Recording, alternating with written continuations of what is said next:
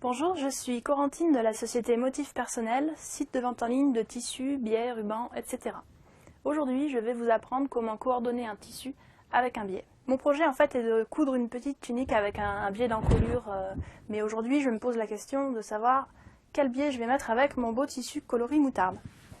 Donc pour ce faire, j'ai un morceau de tissu, celui dans lequel j'ai prévu de coudre ma tunique, et j'ai différentes versions, couleurs de biais, et je vais vous expliquer comment les assortir et comment ça s'appelle.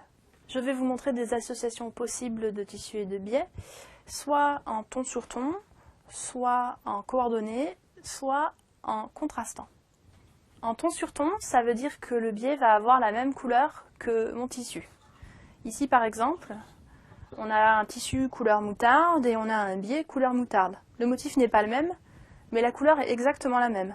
Du coup, si je pose ce biais-là sur ce tissu, on va avoir un aspect un petit peu fondu, assez classique. Tout à l'heure, on a vu le biais ton sur ton, c'est-à-dire la même couleur. Maintenant, je vais vous montrer un biais coordonné. Donc en fait, par exemple, dans celui-ci ou celui-là, on retrouve les mêmes nuances de moutarde et ça jure pas en fait quand on les met l'un sur l'autre. Donc on retrouve une certaine harmonie en termes de couleur, même si ça n'est pas exactement la même couleur que sur le tissu. Je vais à présent vous montrer des biais contrastants, c'est-à-dire qu'on a le tissu couleur moutarde et on va mettre des biais qui n'ont rien à voir, si ce n'est que pour que ce soit joli à l'œil.